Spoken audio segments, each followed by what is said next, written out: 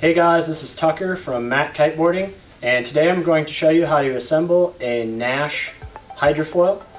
Here we have their thrust surf foil in the size large front wing, but the same stuff here is going to be true for their whole follow lineup, whether that's their medium surf, their large surf, their windsurf lineup, or their kiteboarding foil. And the majority of these components are cross-compatible. So don't feel like you have to buy a windsurf foil and a kite foil and a surf foil. Really all you need to change there is either a fuselage or the fuselage in the wings in order to change sports. So let's get rolling here. In your package, you should, once you've unpacked it, have a front wing, that's the big old thick one here, a rear wing like this, a fuselage, including all your screws for that fuselage, so you got the 2 in the rear for the rear wing, and the 3 up front for the front wing, and then your 3 holes for your mast. And then in your mast, you're going to have a top plate with 3 screws, and then a mast, and then you're going to have 3 screws screwed into your bottom mast here that are going to attach the fuselage. So to get started, first thing I do, set your mast aside, give yourself a nice clean working space. Naish made it real easy on us for their entire foil setup and attachment to the board. All you need is a number 3 screwdriver, so you don't need to have a whole big old toolkit with you. Going to loosen up our 3 front screws here from the fuselage to attach the front wing.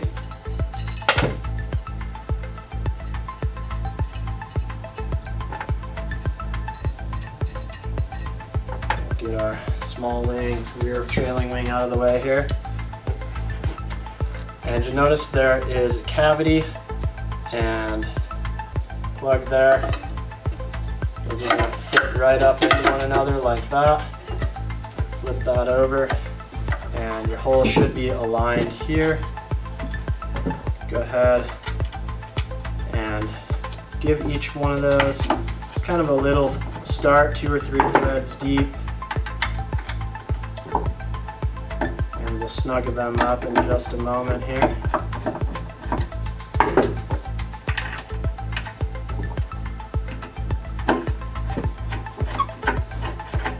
If you're in a saltwater environment, first time you're putting it together, especially if you're going to leave it together for an extended time, throwing a little bit of Teflon tape on those threads is going to keep the corrosion away.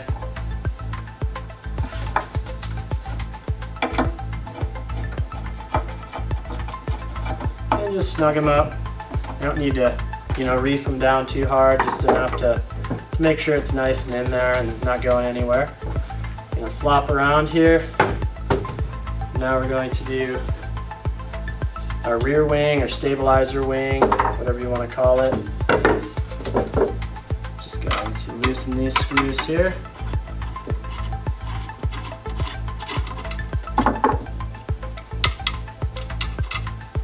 I do have a nut on the other side here, so be careful not to lose that, like I just did right here. So don't lose those as you're taking those off. Set them aside. One real nifty thing that Naish does with their screws is they color code them so that, say if you disassemble them and put them in your bag, you're not guessing at which length screws go in which holes. So on these rear trailing wing screws, you get red heads, and then on the front wings you get blue. So putting the rear wing on, you're going to want the curved side down just like the front wing. So when you're putting it together upside down, those wings should be flipped up. Put the front screw in first.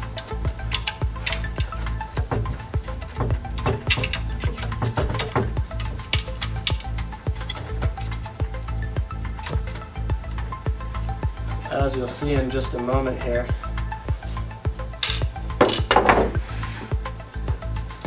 the rear edge of the trailing wing here, or the stabilizer wing, has an adjustable pitch to adjust for your weight or the conditions you're riding in or just your personal preference. And it gives you that versatility to ride in a variety of conditions and kind of adapt that feel to whatever you like best.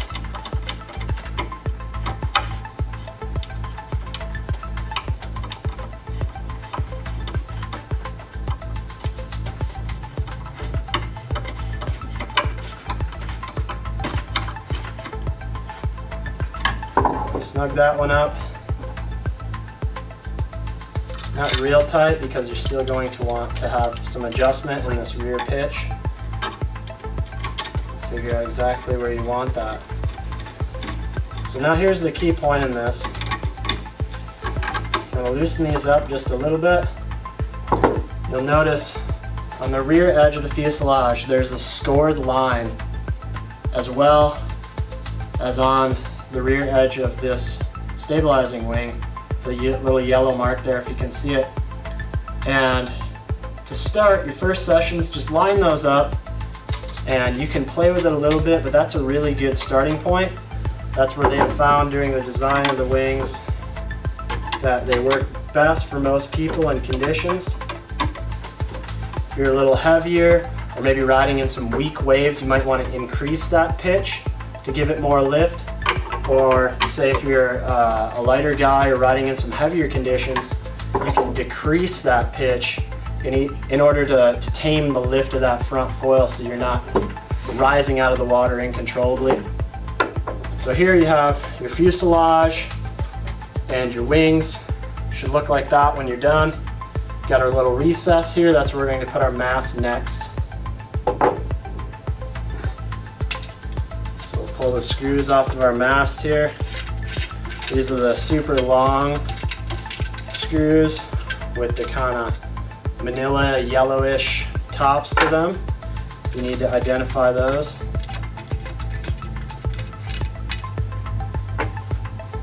Now we're going to set our fuselage on top of the mast. You want to be real careful while you do this so you don't bend any corners on that mast.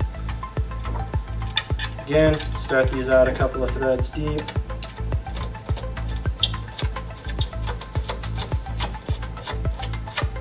And once again, if you're riding in salt water or planning to leave this together for an extended period of time, be sure to thread tape those screws to help fight that corrosion so you don't get stuck with a permanently assembled foil.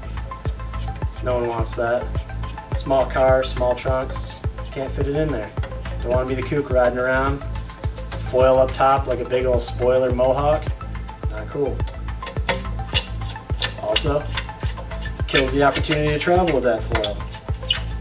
It is not easy to get them off once they do corrode in there really deep. And just don't need to go there. Take care of your gear.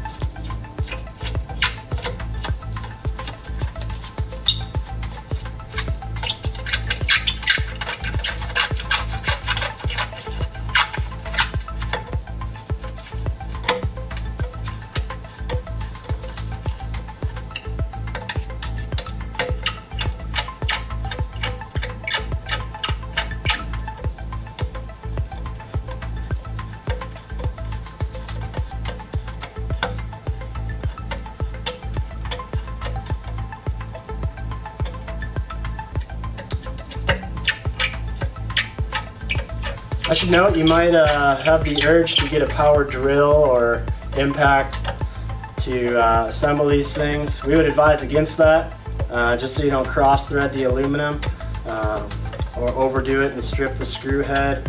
Just again, hand tightening is going to be your best friend in terms of longevity and use of your hardware and your foil. Give it in there again, tight enough to be snug, but doesn't need to be reefed on by Hulk Hogan down the street. So when you're complete, this is what your foil should look like. You got your fat edge of the mast on the front with your big fat front wing up front here, trailing edge. We got the rear wing there, stabilizing wing pointing downward, just like these front wings. Our rear notch there, showing that we're in the right position for that angle of the rear wing. Everything seems to be tight and not rattling around. Now we can go ahead, bolt this to our board, and go have some fun. This has been Tucker at Matt Kiteboarding. If you have any questions or comments, feel free to post those below. If you like our video, feel free to share it with a friend. And as always, subscribe to our channel.